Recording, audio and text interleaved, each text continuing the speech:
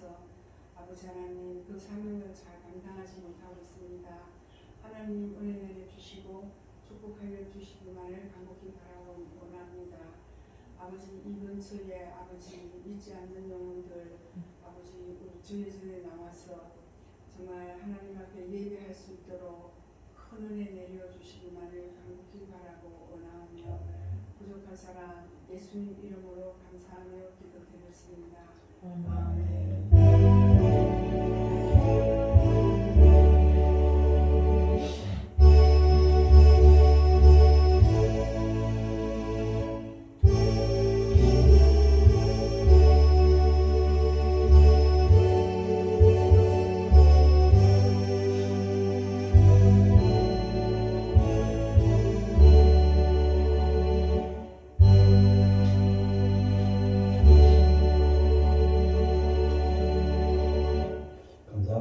오늘 나누실 말씀은 창세기 12장 말씀을 보겠습니다.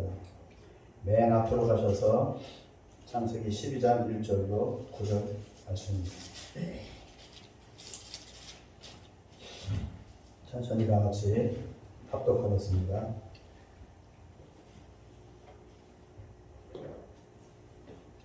던지신 줄 알고 같이 읽겠습니다. 시작.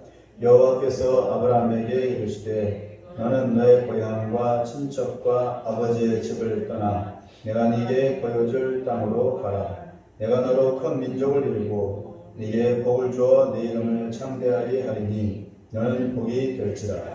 너를 축복하는 자에게는 내가 복을 내리고 너를 저주하는 자에게는 내가 저주하리니 족속이 너로 말미암아 복을 얻을 것이라 하신지라. 이에 아브라함이 여호와의 말씀을 따라갔고 롯도 그와 함께 갔으며 아브라함이 하란을 떠날 때에 75세였더라. 아브라함이 그의 아내 사레와 조카 롯과 하란에서 모은 모든 소유와 얻은 사람들을 이끌고 가나안 땅으로 가려고 떠나서 마침내 가나안 땅에 들어갔더라. 아브라함이 그 땅을 지나 색인 땅 모래 상수리 나무에 이르니 그때 가나안 사람이 그 땅에 거주하였더라. 여호와께서 아브라함에게 나타나 이르시되 내가 이 땅을 내 자손에게 주리라 하신지라. 자기에게 나타나신 여호와께 그가 그곳에서 제단을 쌓고 거기서 베델 동쪽 산으로 옮겨 장막을 지니 서쪽은 베델이요 동쪽은 아이라. 그가 그곳에서 여호와께 제단을 쌓고 여호와의 이름을 부르더니 점점 남방으로 옮겨갔더라. 아멘. 잠깐 기도하겠습니다. 세상을 만드신 하나님 아버지, 죄가 들어와 하나님의 말씀에 불순종하고 하나님의 섭리를 거스르는 일들이 수없이 일어나 이 세상이 하나님의 흔적보다는 인간의 소리와 인간의 죄된 흔적이 더 가득해지게 되었습니다. 하나님은 회복하시기를 원하십니다. 죄된 세상을 그대로 두지 아니하시고 반드시 뒤엎어서라도 원래대로 고쳐놓고자 하십니다. 이것이 은혜이고 우리가 살 길인 줄로 믿습니다. 껄끄럽고 부담스럽고 힘들더라도 믿음으로 순종케 하시고 더욱더 이 땅이 아닌 주님의 나라를 소망하며 바라보게 하옵소서. 이 시간 아브라함의 삶을 살펴보며 그는 어떤 삶을 살았는지 그의 생활의 모습을 통해 우리의 삶을 새롭게 하고 주님 손에 맡기는 그런 모습이기를 소망합니다. 성령 하나님, 우리의 생각과 마음을 온전히 주장하여 주시옵소서. 예수님의 이름으로 기도합니다. 아멘.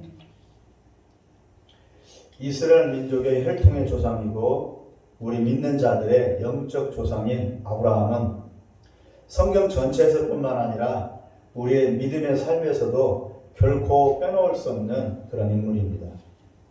누구라고요? 아브라함. 왜냐하면 우리가 예수를 믿고 세상과 타협 안 하고 구별된 신앙생활을 하게 된 이유가 바로 아브라함과 하나님이 맺은 언약 때문이기 때문입니다. 아브라함 언약이 아니었다면, 다시 말해서 방금 읽은 창세기 12장에 언약이 없었다면 예수님의 십자가 은혜도 이루어지지 않았고 우리는 영영 지옥에서 헤어나오지 못하는 용서받지 못한 저주의 인생을 살 수밖에 없었다는 말입니다. 아브라함 언약과 십자가 언약이 직결되기 때문입니다. 아담의 타락 이후 세상은 죄로 가득했습니다. 그래서 하나님이 지우개로 지우듯이 다 지워버리고 다시 새롭게 인간을 만들고 세상을 만들 수도 있었지만 그렇지 않으시고 창세기 3장 15절 말씀을 주시면서 이렇게 회복시키고 이렇게 고쳐서 새롭게 하시겠다는 처음 약속을 아담에게 주셨습니다. 그 언약이 창세기 3장 15절의 그 아담의 언약이 아브라함에게 이어져 이스라엘 민족이라는 모태를 만들게 된 것입니다. 예수라는 메시아, 즉 그 씨를 이 땅에 보내기 위해서요. 그러므로 아브라함은 창세기 3장 15절과 수천 년 이후에 이루어질 예수님의 성육신과 십자가 대속의 신비한 은혜를 이어주는 아주 중요한 중간 역할 및 허브 역할과 관문 역할과 병창기지 역할을 수행한 것입니다. 창세기 12장의 아브라함은. 그래서 아브라함이 중요한 겁니다. 그런데 오늘 아브라함의 이 중요한 역할과 위치에도 불구하고 그가 어떤 인생길을 한 걸음 걸었는지를 살펴보고 또 궁리하면서 우리의 생활도 어떠해야 하는지, 하나님의 나라라는 궁극적인 우리 신앙의 목표와 우리의 현재의 삶을 어떻게 연결시켜서 살아가야 하는지를 함께 고민해 보고자 합니다. 하나님의 나라가 멀리 있는 게 아니고 바로 우리의 생활을 통해서 하나하나 퍼즐 같듯이 벽돌을 쌓아가듯이 그렇게 이루어가야 한다는 겁니다. 하나님의 나라는 저절로 오는 것도 아니고 아브라함을 통해 중요한 힌트를 얻는 그런 귀한 시간이 되기를 바랍니다.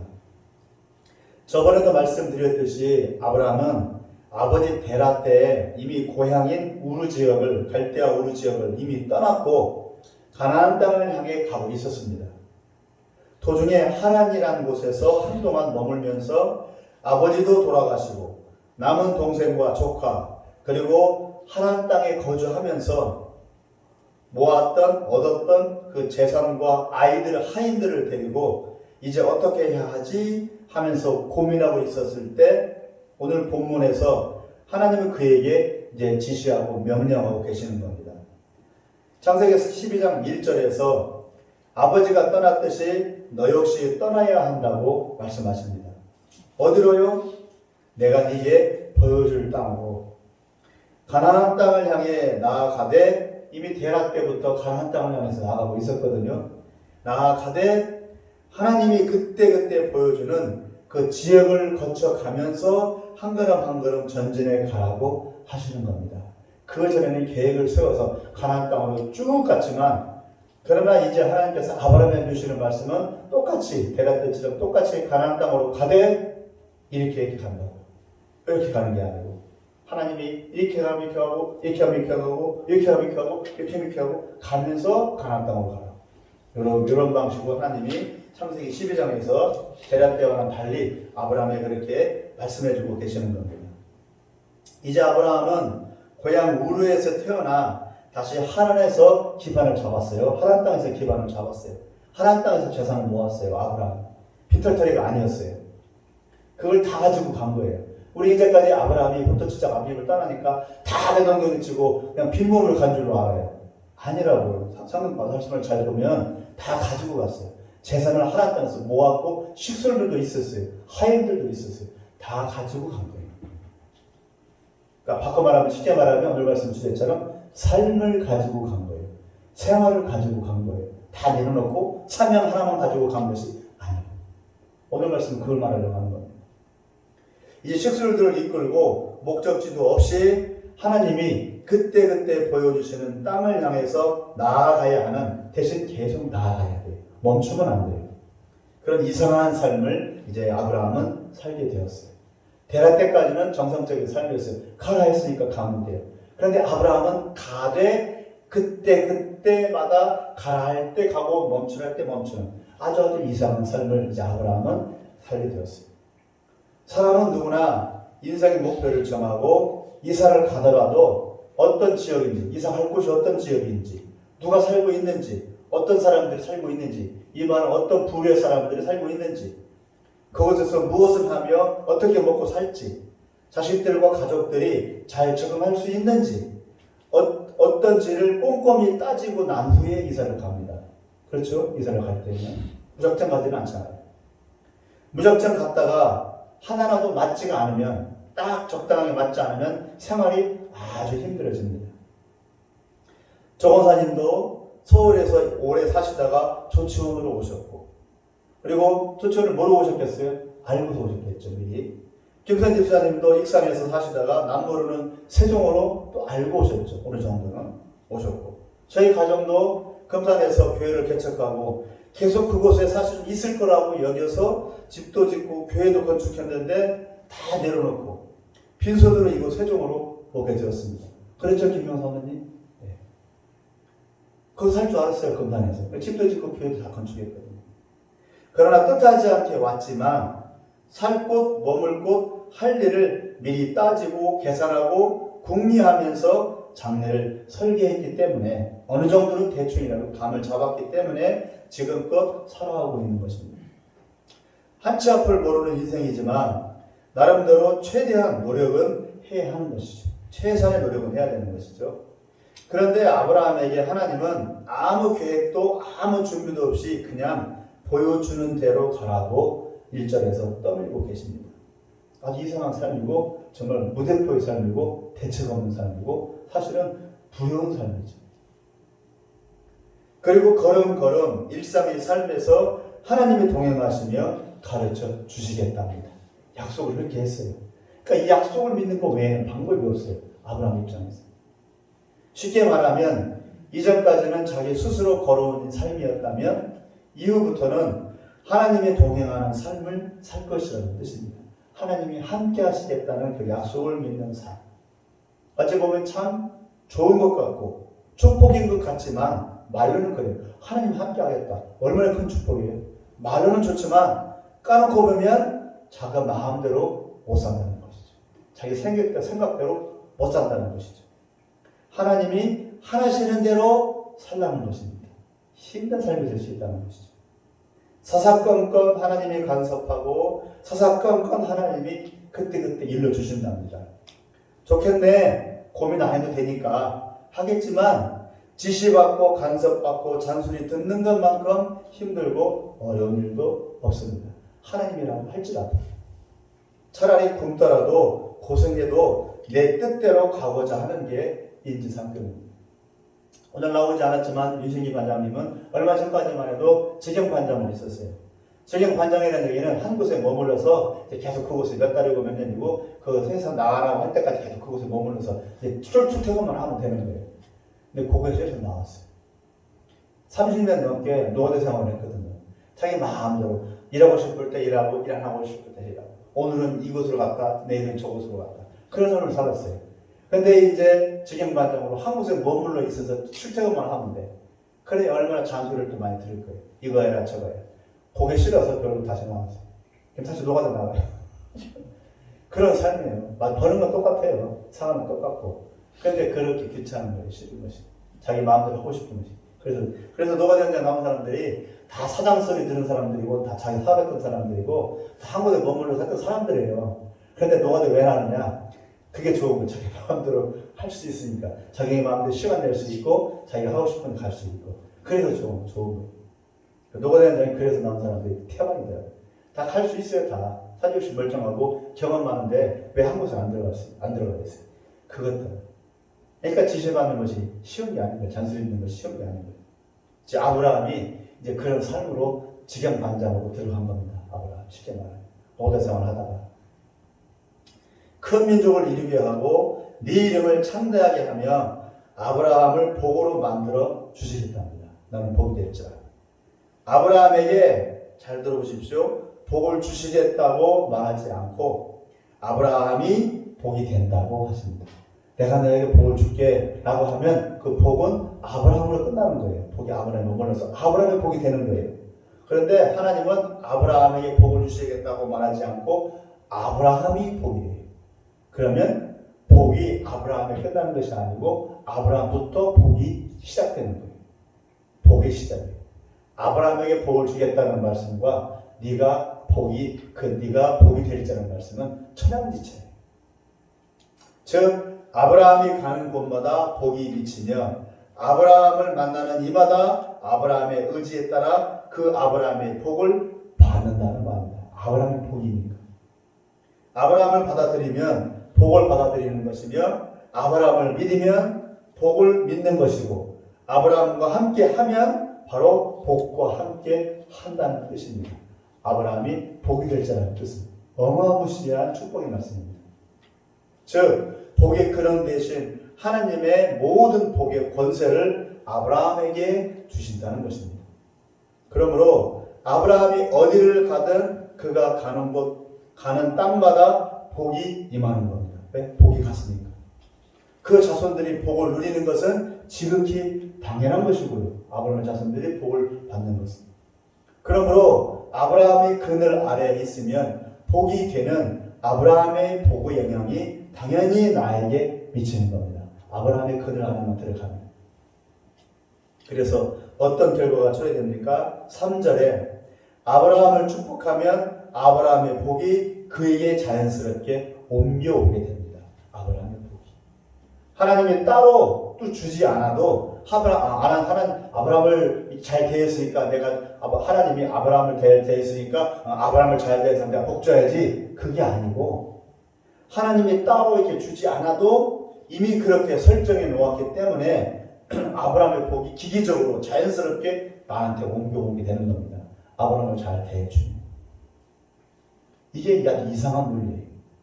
그러므로 예수를 믿고 십자가 은혜를 믿고 의지하면 하나님의 복이 내게 임하는데 그 이유는 이미 아브라함에게 이 약속이 오래전에 십자가 이전 수천 년 전에 주어졌기 때문입니다. 예수를 믿으면 아브라함의 복이 그냥 저절로 따라오게 돼 있어요. 그렇게 설정을 해놨다고요. 하나님. 3절 후반부에 땅의 모든 족속이 너로 말미암아 복을 얻을 것이라고 하셨습니다. 전능하신 하나님의 선포이며 명령이고 설정입니다. 전능하신 하나님의 설정, 마치 우주의 법칙처럼 영적인 법칙이 그렇다고. 진리입니다. 앞으로 이 말씀대로 한치의 오차도 없이 이루어질 겁니다. 즉 아브라함이 만나는 사람들, 아브라함이 밟는 땅, 아브라함이 가는 곳, 어느 누구나 그를 받아들이면 복을 받는 것입니다. 왜? 아브라함이 복이니까. 아브라함이 복을 주는 게 아니고 아브라함 자체가 복입니다. 아브라함을 통해서 하나님이 복을 주신다는 것입니다. 아니, 복을 받게 되어 있다는 겁니다. 이 약속부터, 이 언약부터. 이게 언약의 울타리 안으로 들어갑니다. 예수님이 구원을 주는 게 아닙니다. 예수님이 구원 자체입니다.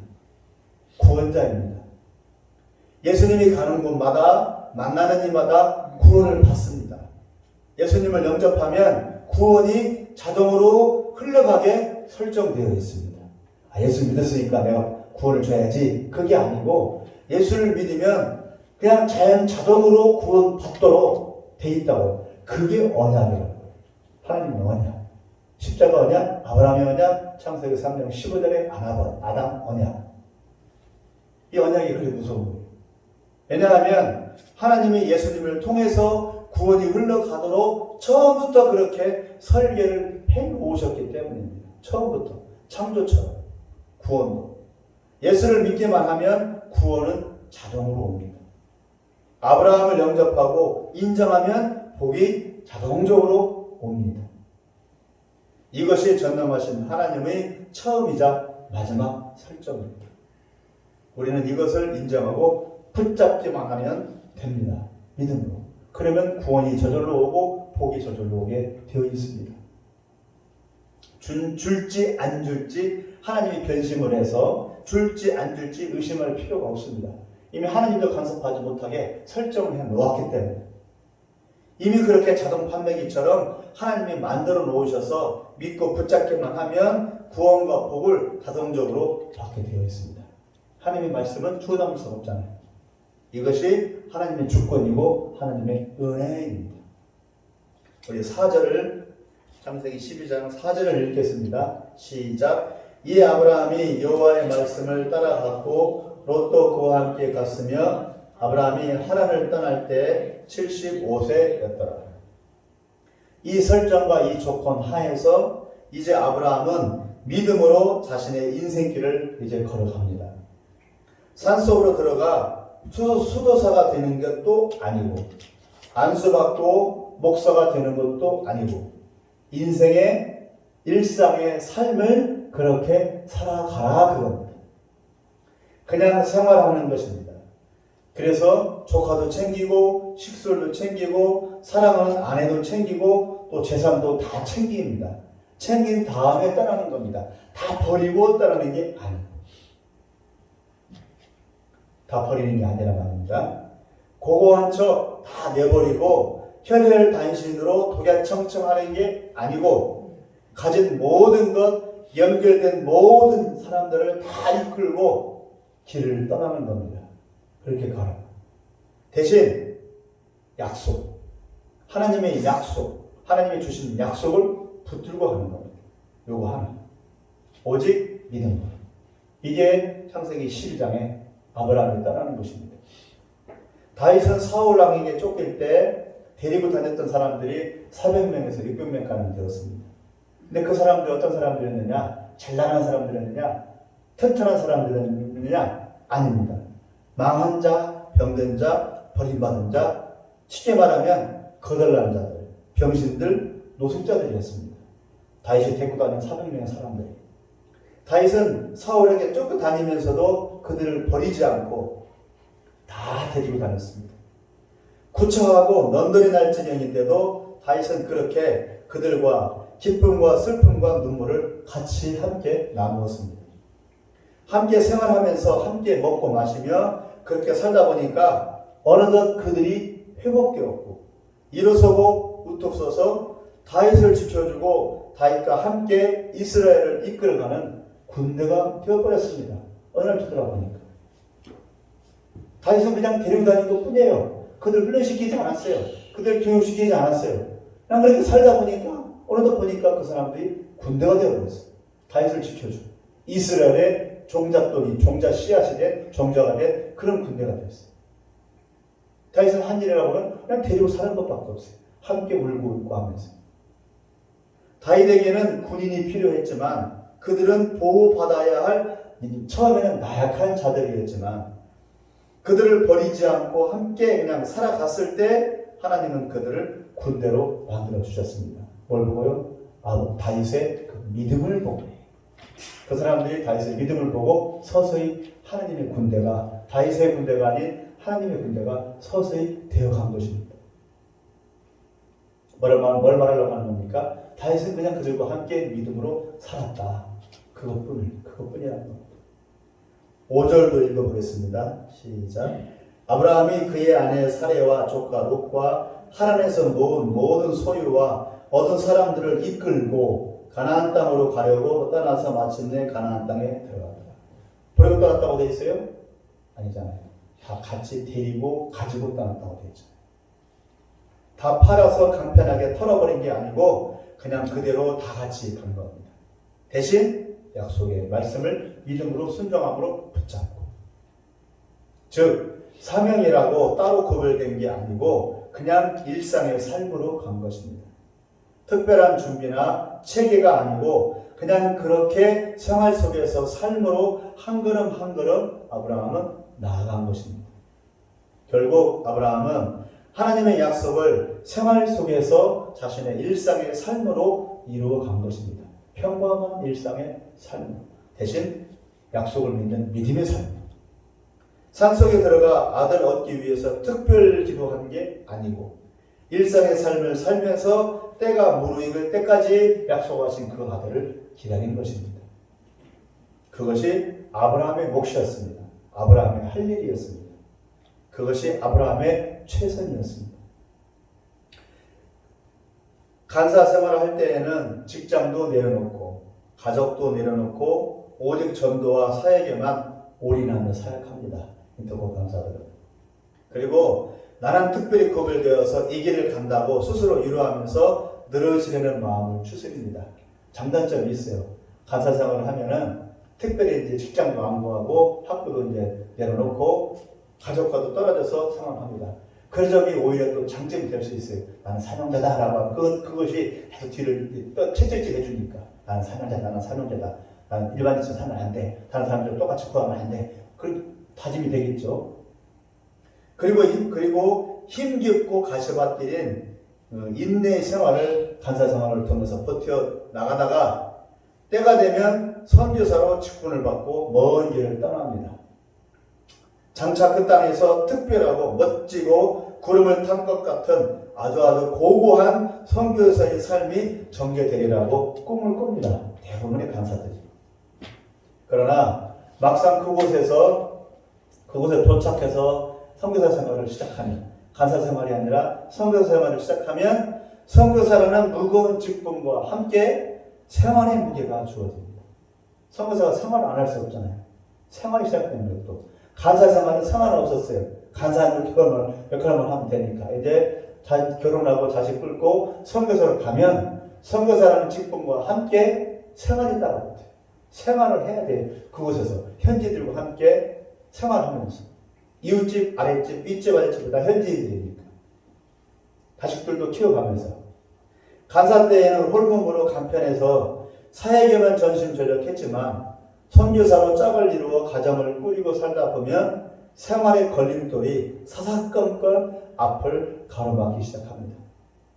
그래서 터키에 가니까 어떤 선교사들은 자기 입으로 고백을 해요. 매일 부부싸움을 한대요. 매일 선교사들이. 안 맞고 서로 안 받고 짜증이 나니까 삶이 헝클어지고 사역도 이제는 어려워집니다. 그게 현실입니다. 사역만 고고한 사역만 있는 게 아니라 생활이 따라옵니다. 생활 안 할 수가 없어요. 그 생활을 이겨내야 돼요. 사명과 함께. 어떤 이들은 자녀가 현지 아이들과 잘 어울리지 못해서 왕따를 당하고 매일 학교에서 얻어맞고 돌아옵니다. 자기 자녀가. 그럴 때는 이러지도 저러지도 못하는 그런 삶의 문제를 안고 가야 합니다. 선교사 그만둬야 돼요? 그만둘 수 없잖아요.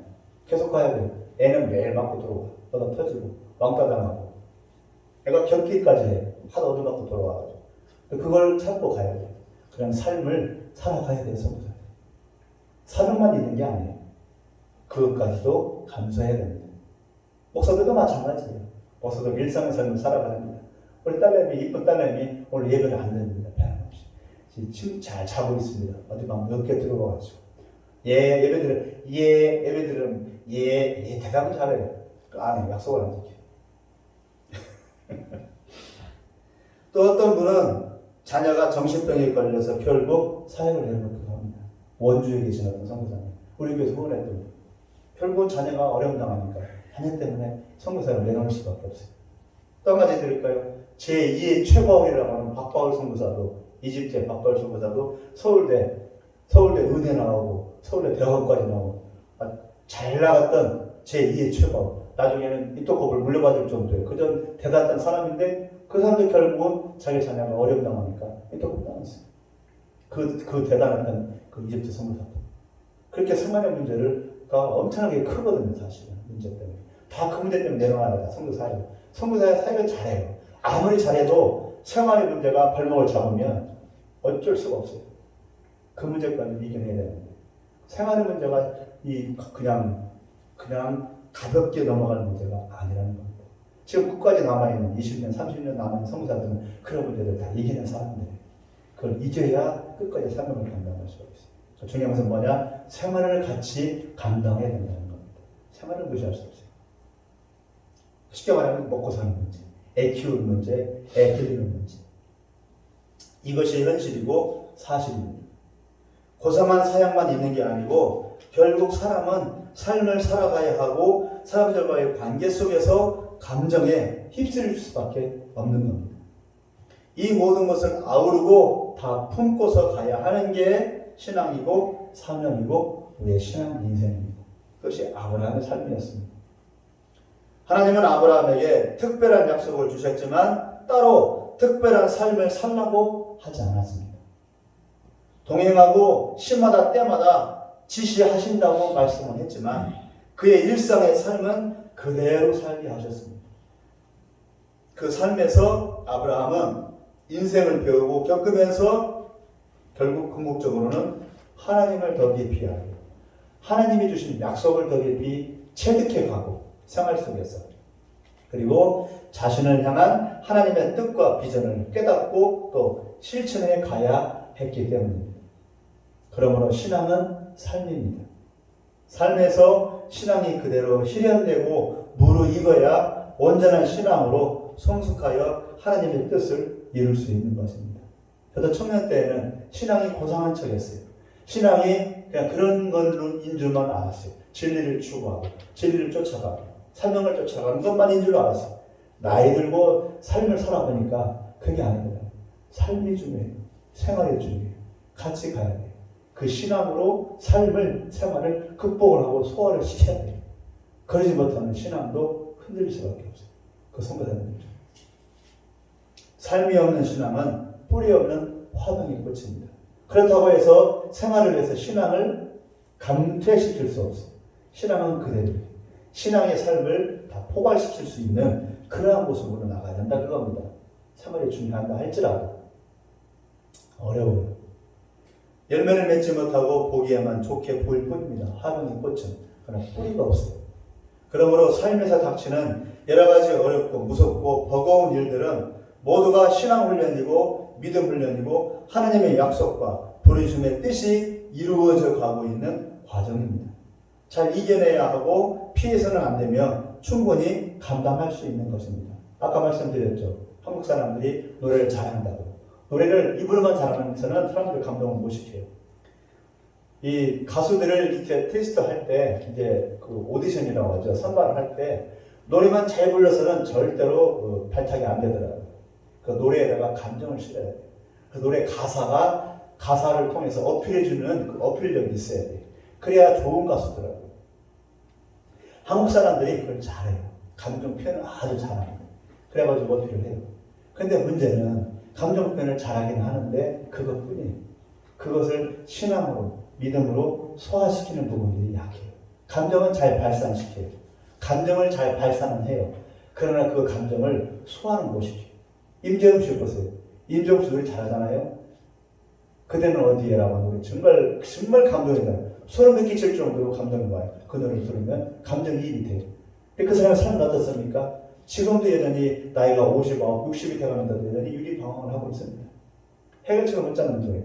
해결을 못 잡아요. 감정 풀이는 하는데 감정을 노래로 쏟아놓기는 하는데 그 감정을 추스리지는 못해요. 방법을 모르니까. 가톨릭 신자거든요. 그건 뭐겠어요? 하나님 믿지 않는데 거듭나지 못했는데 그겁니다. 그 부분. 우리가 생활을 하더라도 생활 속에서 감정 표현을 잘해요. 그걸 신앙으로 소화시켜야 되는 겁니다. 6절 읽어보겠습니다. 시작. 아브라함이 그 땅을 지나 세겜 땅 모래 상수리 나무에 이르니 그때 가나안 사람이 그 땅에 거주하였다. 7절 하반절을 제가 읽어드리겠습니다. 이 땅을 네 자손에게 주리라 하신지라 자기에게 나타나신 여호와께 그가 그곳에서 제단을 쌓고 라고 했습니다. 세겜 땅 모래 상수리 나무가 심겨진 조그마한 땅, 이것이 아브라함에게 주어진 아브라함과 그 자손들의 소유의 땅입니다. 그렇게 빨랐지만 정작 아브라함에게 주어진 땅은 많은 땅이 아니라 어떤 땅이라고요? 가정유지 정도의 작은 땅 정도밖에 안 되었다고. 아브라함이 복인데 그가 가는 곳마다 복을 주고 복이 흐르게 하는데 정작 그가 얻은 땅은 여우도 10배 정도의 큰 땅이 아니고 가정유지 하나 만들 수 있는 작은 땅에 불과했습니다. 아브라함 생전에 그가 구한 땅은 그가 얻은 땅은 바로 그 조그마한 땅뿐이었습니다. 보여줄 땅으로 가라고 하실 때는 마치 밟는 모든 땅을 다 주실 것처럼 말씀하셔 놓고서는 겨우 가정묘지 정도뿐이었습니다. 아브라함 생전에는. 그리고 어렵게 얻은 아들 하나뿐이었어요. 결국 아브라함의 일생은 자기 재산 늘리고 자기 영토 늘리는 삶이 아니라는 것입니다. 생활이 필요하지만 중요한 것은 생활에 매이면 안 된다는 겁니다. 복을 전해주라는 것입니다. 복 받을 이들에게 찾아가라는 뜻입니다. 아브라함이 복이니까 그가 가는 곳이 복 받을 곳이 되는 겁니다. 이치적으로는 자동적으로. 이스라엘이 복이고 결국 예수 믿는 우리가 복이라는 뜻입니다. 우리는 아브라함의 자손들이니까. 그 복을 내가 우리라고 말하지 않고 복이 흘러가도록 하라고 그렇게 하신 겁니다. 아브라함 네가 복이 될지라, 아브라함이 복이 될지라는 말은 네가 복 받을 거야 그 뜻이 아니라 아까는 뭐예요? 너를 통해서 다른 영혼들이 복을 받을 것이다. 네가 복이니까 복을 나눠주라는 뜻입니다. 그 복을 네가 챙기지 말고 복을 나누어 가지게 하라고 하신 것입니다. 그것이 아브라함의 사명이고 이스라엘과 우리 그리스도인들의 사명입니다. 그래서 아브라함은 마므레 상수의 나무 그 땅 그 묘지밖에 얻지 못했습니다. 이 세상의 복을 나누어주는 게 우리의 존재 의미입니다. 우리 그리스도인들의 존재 의미이고 이스라엘의 존재 의미였습니다. 이 땅에 우리를 보내시고 이곳에 교회를 세우신 것은 이 땅에 복을 주시고 복이 흘러가게 하시기 위해서입니다. 이스라엘 통해서 온 열방이 복을 얻도록 그 하나님의 법칙이었어요. 교회를 세운 목적은 교회를 통해서 구원이 흘러가도록 하기 위해서입니다. 그래서 온 민족 온 열방이 구원받아 하나님의 나라를 이루도록 하나님이 인정하지 않는 것이 없도록 하기 위한 것이 하나님께서 아브라함을 세우신 목적이고 이스라엘 민족을 세우신 목적이고 예수님 보내신 목적이고 교회를 보내신 목적이고 우리를 구원하신 목적이라고 합니다. 우리가 가는 곳 그리고 우리가 만나는 이마다 하나님이 우리를 통해서 복을 주고자 하시는 것이니 비록 우리는 힘들어도 전혀 무의미하거나 쓸데없는 고생이 아니라는 겁니다. 아브라함이 그렇게 조그마한 땅 하나 얻는 것으로 끝났듯이 우리가 고생스러운 삶을 살지라도 우리를 통해서 복이 흘러가고 구원이 흘러간다면 그것으로 우리의 삶이 고생스럽지만 의미 있고 하나님의 목적에 딱 맞는 그런 삶이라는 겁니다. 우리가 꼭 복을 주고 흔들어야 되는 거예요. 복을 쥐어야 되는 것이 아니라는 것이죠. 그것을 본문이 말씀해주고 있는 내용인 것 같아요. 하나님의 놀라운 계획에 순종하시기 바랍니다. 이것이 중요합니다. 아브라함은 순종했어요. 7절 8절을 다 같이 읽어보겠습니다. 시작. 여호와께서 아브라함에게 나타나 이르시되 내가 이 땅을 네 자손에게 주리라 하신지라. 자기에게 나타나신 여호와께 그가 그곳에서 제단을 쌓고 거기서 베델 동쪽 산으로 옮겨 장막을 치니 서쪽은 베델이요 동쪽은 아이라. 그가 그곳에서 여호와께 제단을 쌓고 여호와 이름을 부르더니 라고 했습니다. 결국 궁극적으로 아브라함의 자손들은 이스라엘 민족을 통해서 온 열방과 온 민족이 지금 복을 받고 있습니다. 저번에 말씀드렸죠. 이스라엘이 복을 받는 것은 첫 번째가 아니고 사실 중요한 문제는 아니에요. 하나님께서 아브라함을 통해서 네 민족을 별과 같이 많게 해주고 그 해변가에 모래같이 많게 해주겠다고 그랬어요. 그러나 이스라엘 민족은 국내에 있는 사람, 국외에 있는 사람 다 합쳐봤자 1200만 명밖에 안 돼요. 중국 인구는 몇 명입니까? 14억, 16억이에요. 그 사람들에 비하면 10분의 1도 안 돼요. 이스라엘 민족. 어떻게 그 사람들이 공중이 별과 같이 많아요? 어떻게 모래같이 많아요? 오히려 중국 사람들이 더 별과 같이 많죠. 따지고 보면. 근데 문제는 그것이 아니고 이스라엘 민족을 통해서 온 열방의 사람들이 복을 받게 하는 것이 목적이었다는 것이죠. 그래서 지금도 결국은 세계 모든 문화, 문명, 혜택이 이스라엘 민족을 통해서 지금 이루어지고 있어요.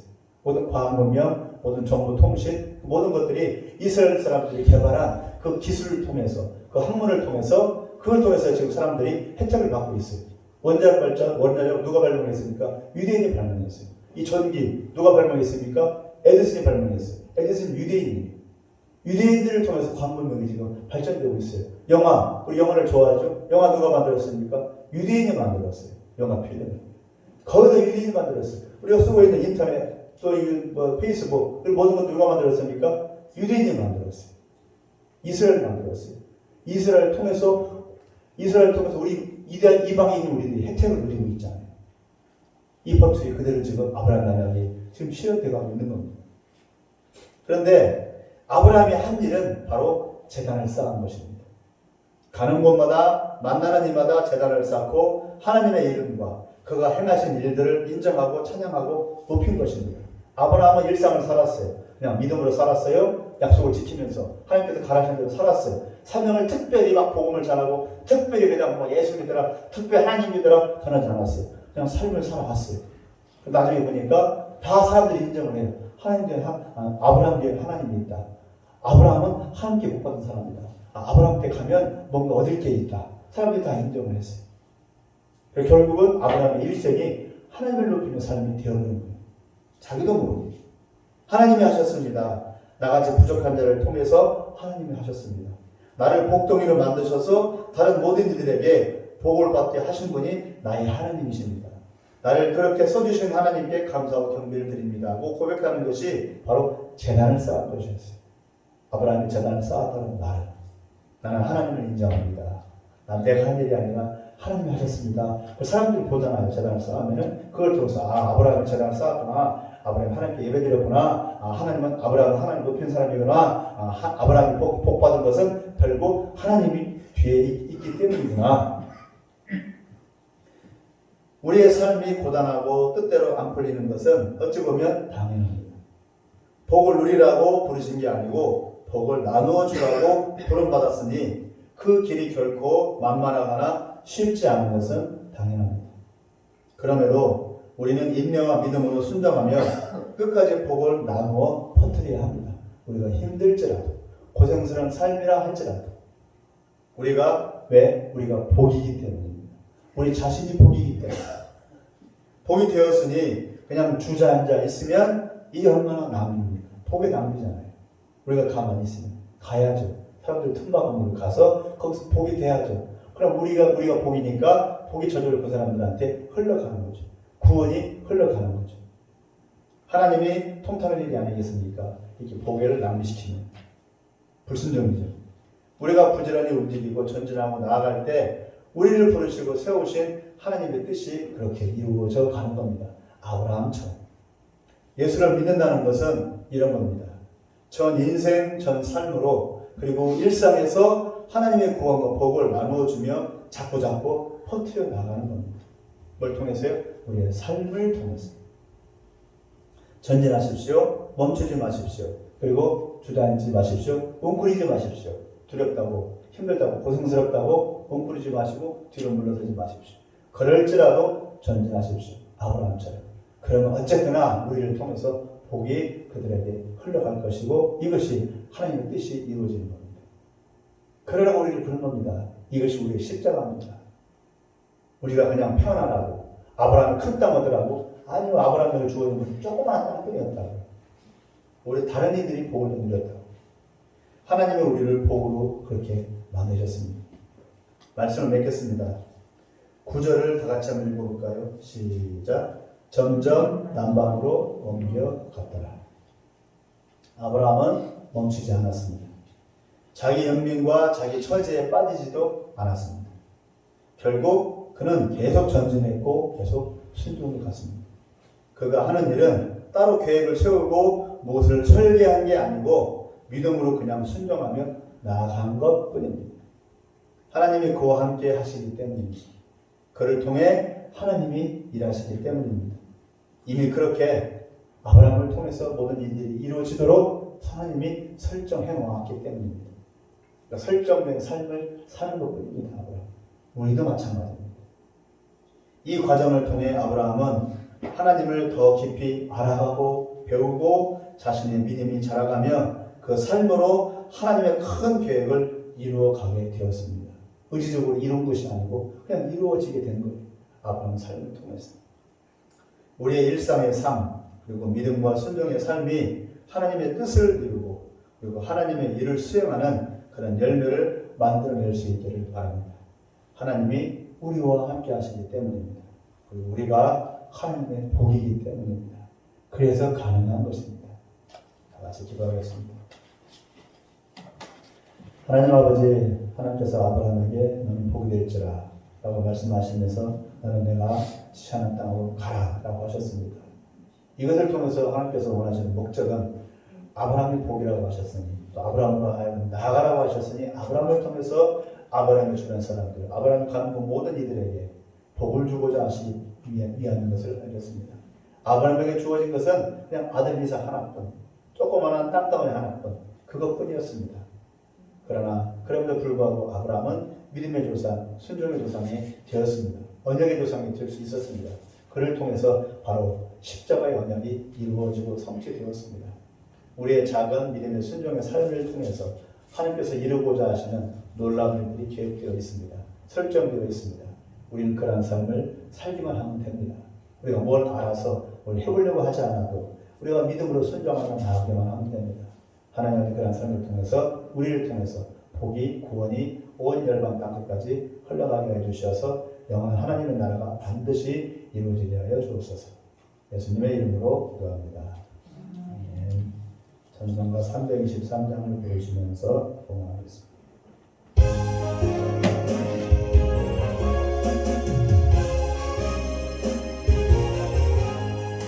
구름